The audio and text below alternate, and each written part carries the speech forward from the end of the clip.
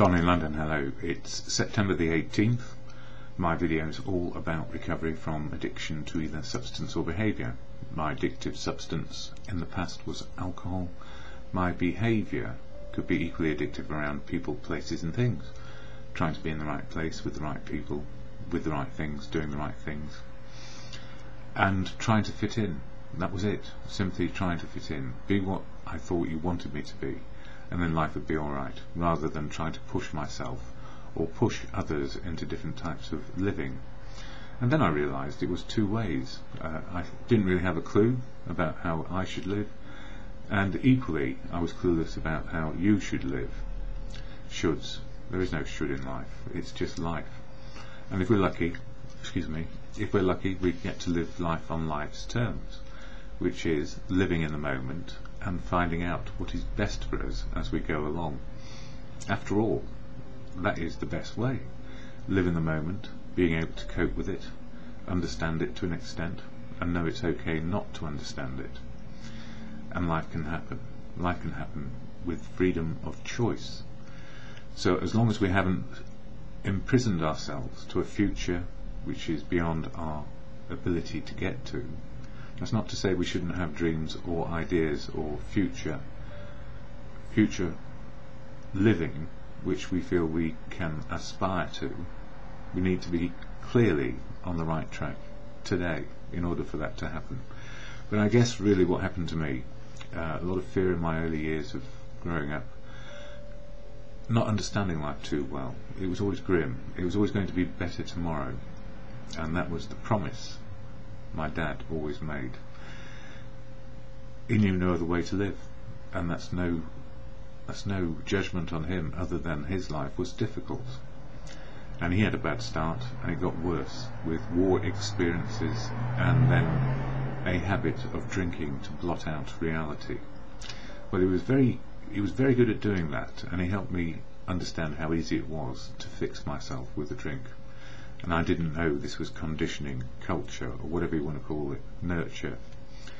But it became natural for me to drink after a while, and to seek oblivion with every drinking session that went on, because that was what we did.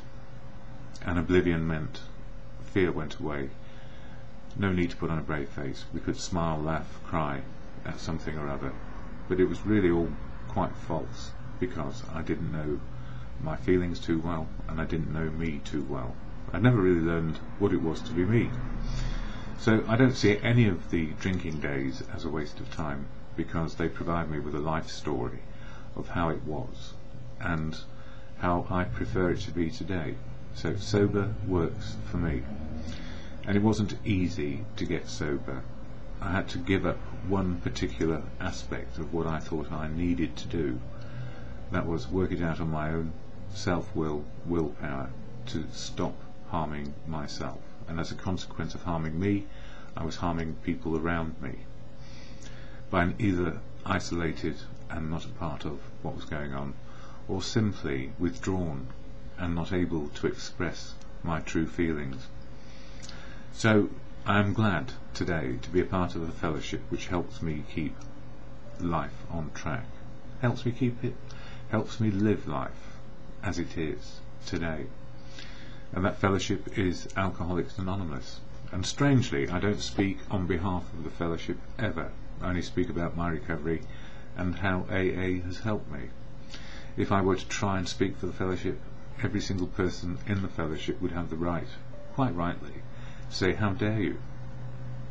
Because we are trusted servants, all equal in fellowship. No leaders, nobody representing AA in a particular way.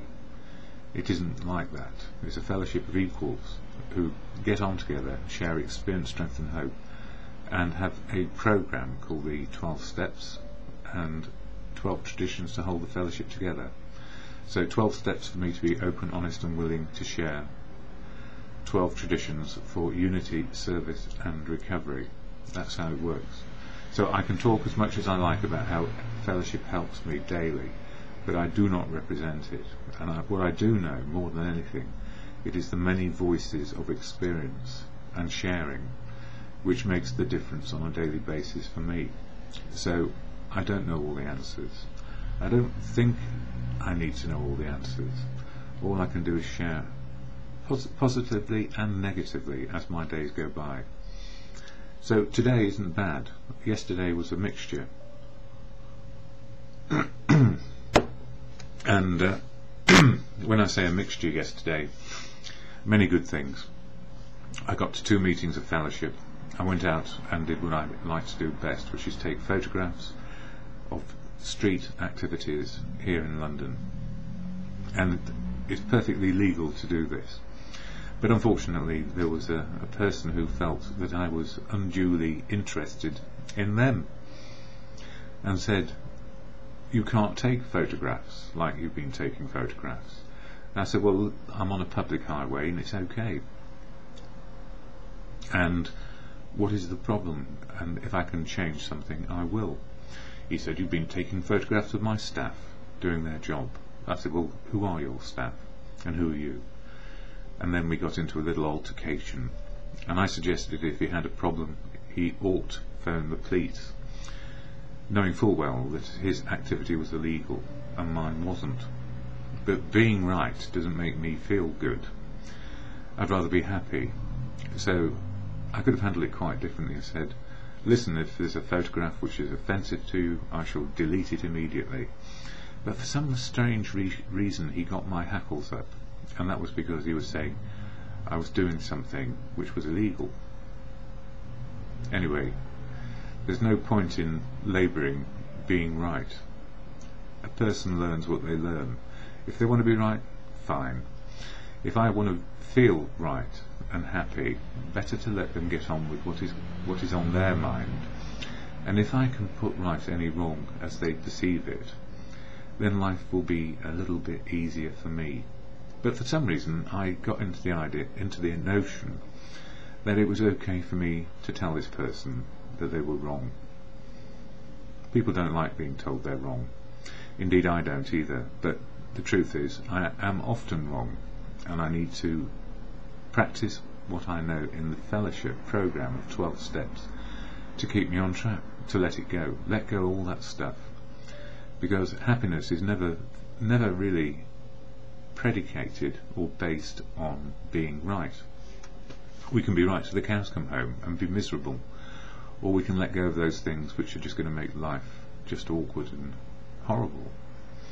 And these things I learn as I go along each day. So the more I can let go of being right, the more happy I am likely to be, or the opportunity for happiness is there. And if someone has a problem with something I'm doing, I can choose to stop doing it. But if I continue, then life will be awkward in my own head as much as in theirs. And sometimes people are bigger, stronger, nastier and physically abusive, so I don't need to go there really, do I? But it felt good to assert my situation, and that's justifiable anger, which is something which won't work for me in recovery. There's no point in getting angry about anything, but we will, because we're human. So these are some of the things that fellowship teaches me. I can be right and be a right prick, or schmuck, as is often said, or I can say let it go and modify my behaviour accordingly, because there's better places to be than in an argument. That's part of fellowship, and I shared about it last night. It made people laugh because they know I can do these things, and I can suffer from road rage or join in just for the fun of it, but not to be rageful. I don't know, agent provocateur maybe, but sometimes people do wind us up, and we feel it in the moment. So in those moments I felt it and I reacted.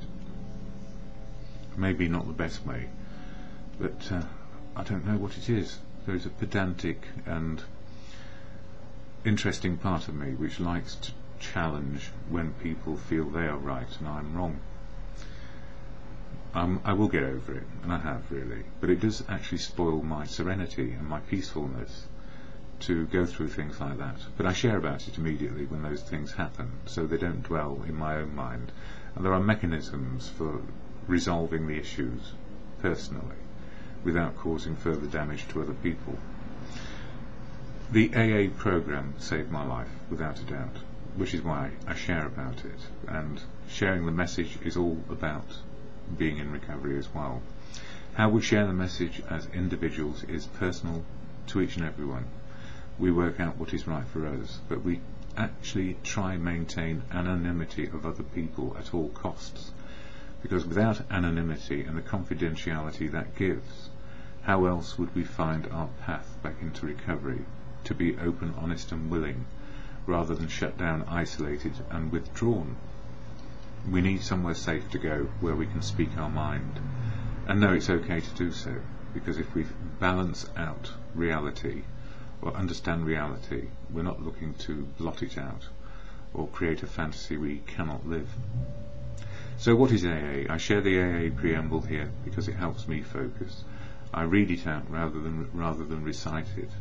Reading it out means that I know the meaning of the words rather than skip over the meaning of the words. So here we go, and I add a bit in as I go. Alcoholics Anonymous is a fellowship of men and women who share their experience, strength and hope with each other, that they may solve their common problem and help others to recover from alcoholism.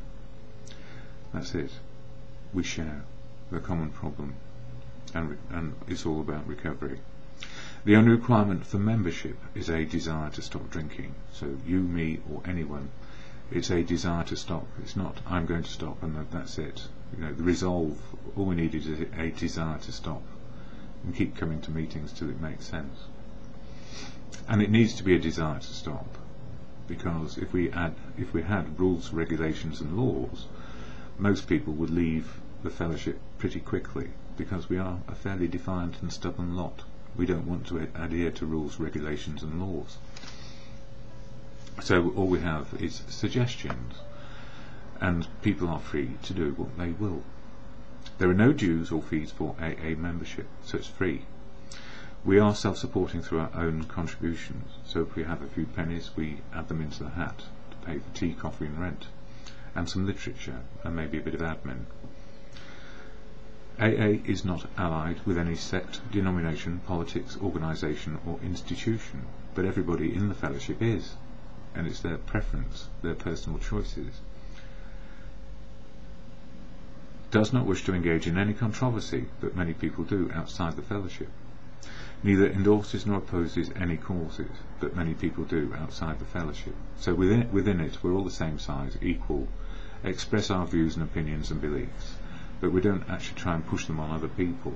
And if you feel like someone's pushing their ideas on you about things outside sobriety, or you want to emulate them, the challenge is to follow your path, not somebody else's.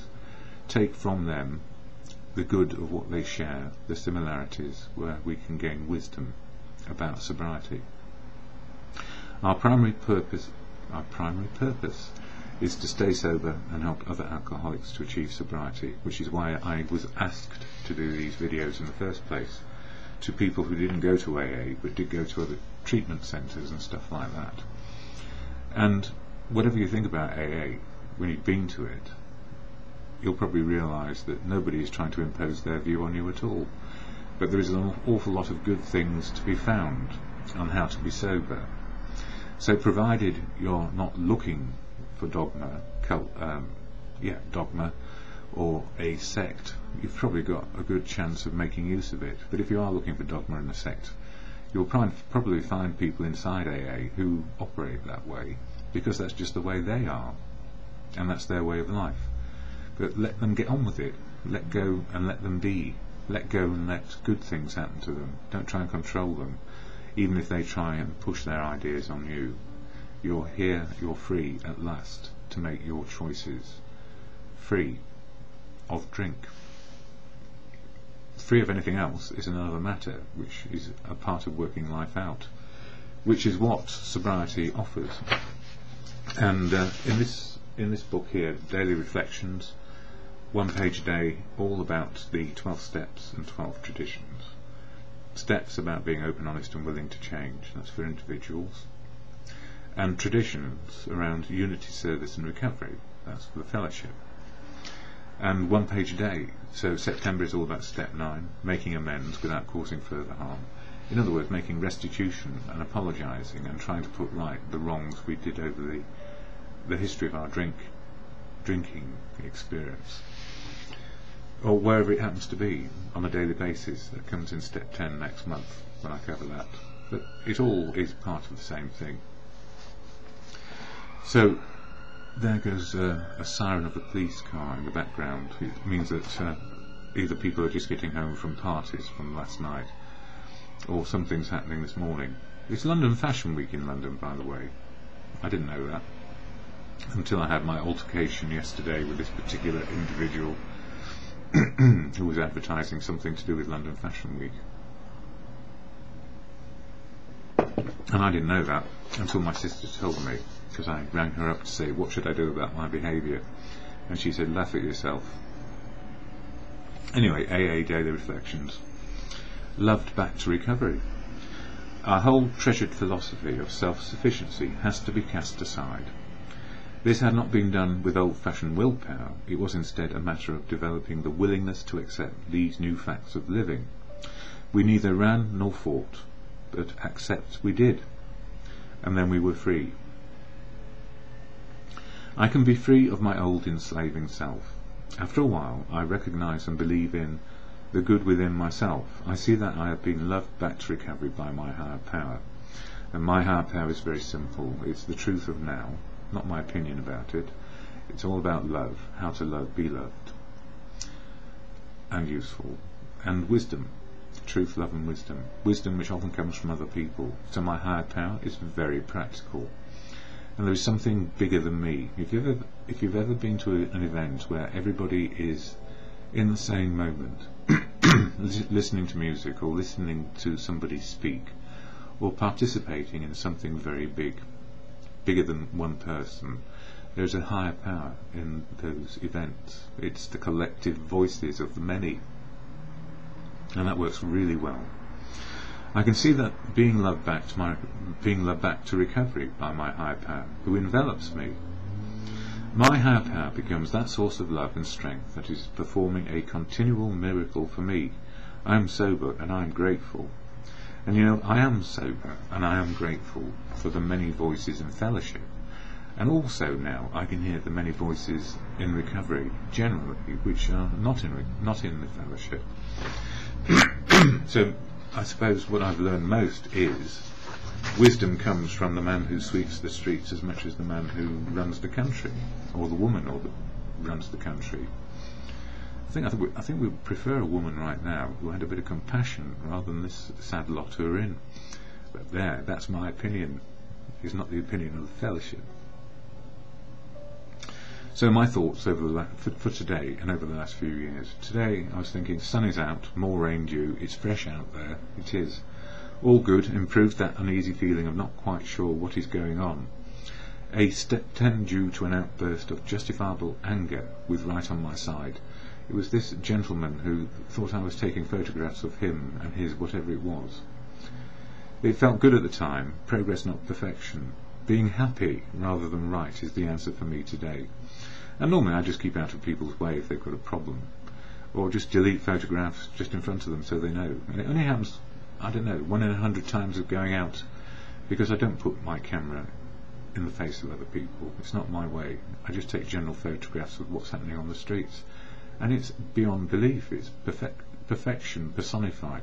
It's the imperfectly perfect moment of now, how humans are, without them realising there's a camera on them. Candid shots of human beings being human.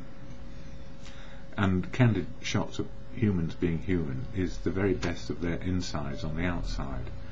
They show themselves completely, not in an unpleasant way, or any other way than the real way they are. And what usually shines through is love, or lack of it.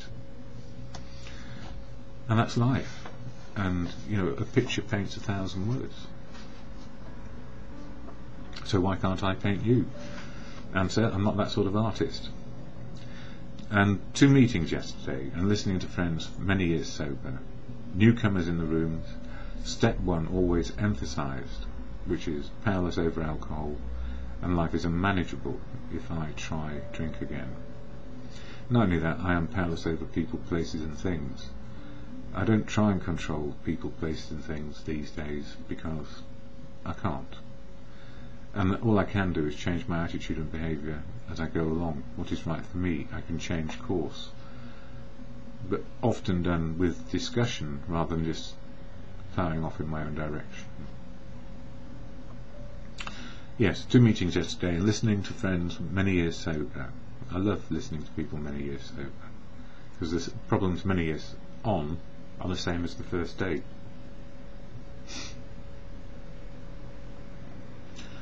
Yes. Newcomers in the rooms, step 1 always emphasised, and all the steps and all the traditions, all of them count.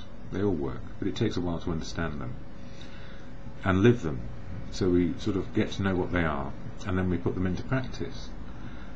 But today I feel right-sized. My feelings fit reality, the real spiritual experience, coping with real life now and today, and then tomorrow I begin again. And a friend of mine called Ed gave me a book called, or rather, yes, he suggested a book called Tomorrow I Begin Again, and it's just a very small book with a few lines to reflect upon to keep me in order. It's a 1-day journey, this one, and it can go forwards and backwards, 1 step forwards, 2 steps back. So previous years, very close to my heart: to love, be loved and useful, basic ingredients to survival and a life worth living. Obvious and necessary when we often overlook the measures we might deploy to make a reckoning of our own situation. To cherish life always, our own and everyone we encounter. It's not just about me, it's about everybody. So often our outlook is superficial and indifferent to others. When we end up treating ourselves with superficiality and indifference, then life becomes materialistic, a materialistic calculation and manipulation. Yeah, so if I am superficial and indifferent with myself, it's likely that I will be superficial and indifferent with people I encounter, because I'm not cherishing me or you, and respectful of me and you. I need to be respectful, and maybe that's what got up my nose yesterday: lack of respect, an unhelpful challenge based on no good reason other than self-will, which brought my self-will up too, and I don't like that. So I don't like it in me, and I don't like it in other people, but it didn't do any good to do what I did. So I learned from it, and thank goodness these outbursts are very infrequent, like 1 a year, although there have been 2 incidents in the last week for some reason. It's about me, not about them. It's what I do which is important. My next step is to look at my behaviour, not theirs, and where the amends is.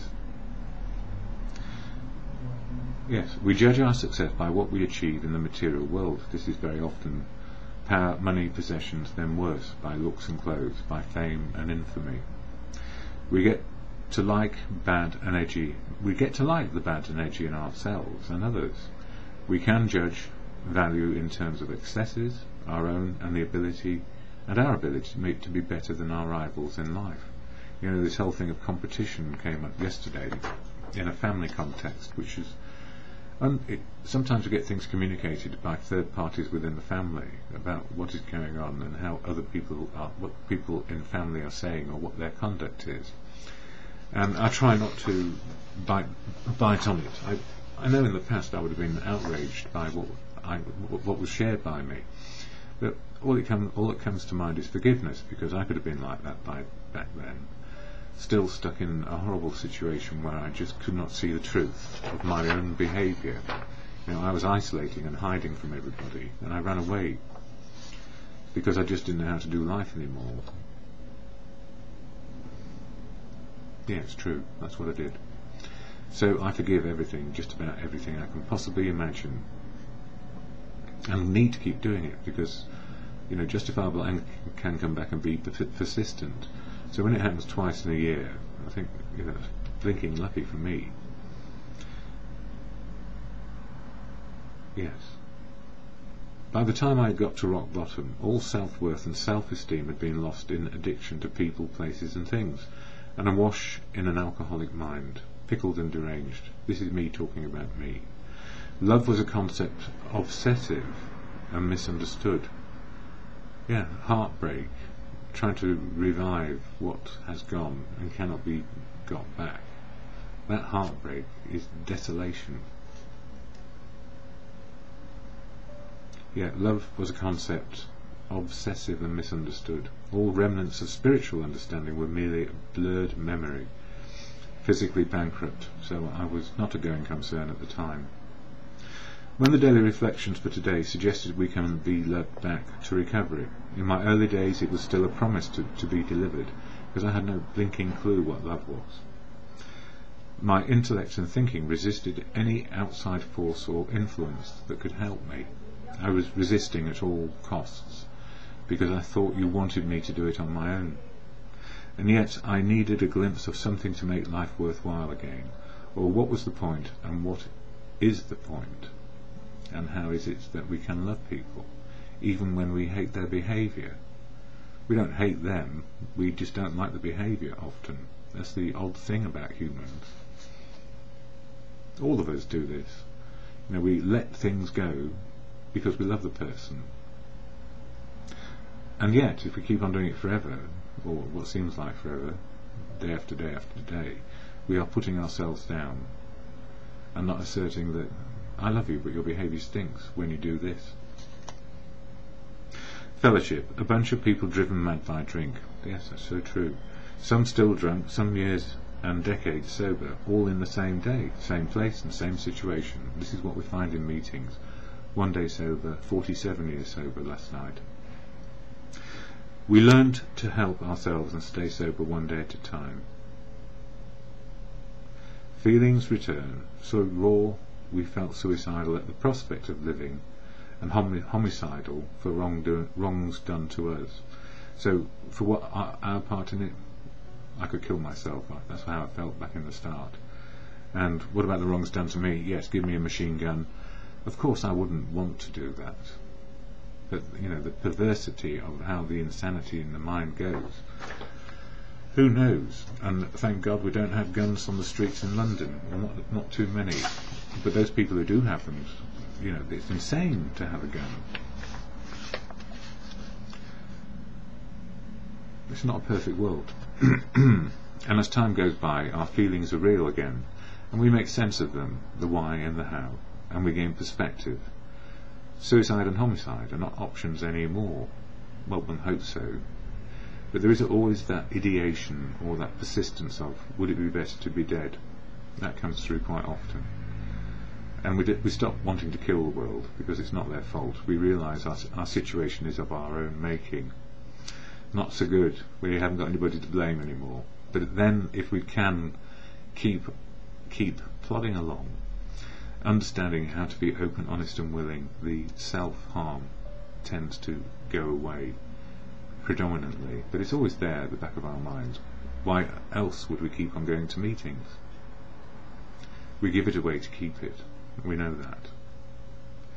We have high points and low points. We endeavour through good times and adversity. We get to be human and everything it entails. Love is everything, and recovery offers us a lifetime in this 1 day. Whatever it may be, real and sober, to be cherished always.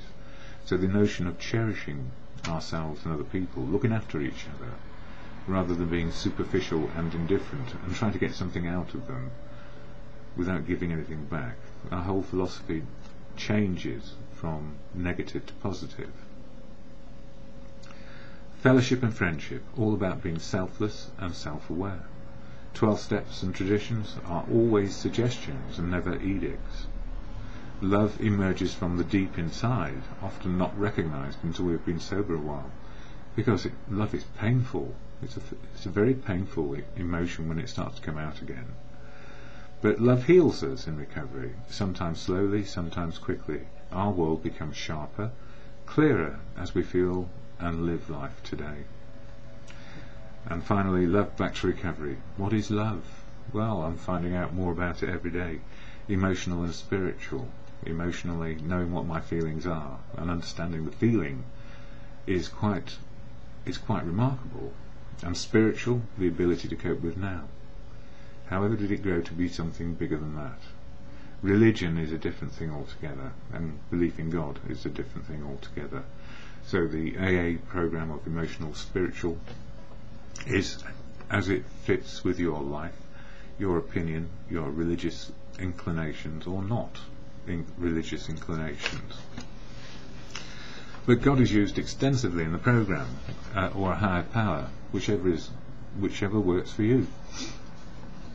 And I have no problem with the word God now, because I'm not God, and I couldn't define God even if you asked me to. It's too big a concept. How can I ever define what made this universe, which is beyond our comprehension, although mathematics might have worked it out to an extent? And if it hasn't, more mathematics is being developed so it can be understood, and physics, and chemistry, and biology, all the sciences, but still not proving one way or another what is life. It's here, and right now. That's where it's real. That's the only place where it exists. So, yes, emotional and spiritual. Love is a feeling we push down deep, and spiritual love, always in the moment, always infinite. Feelings return in recovery as self-will and self-obsession diminish. We start to feel life in the raw life.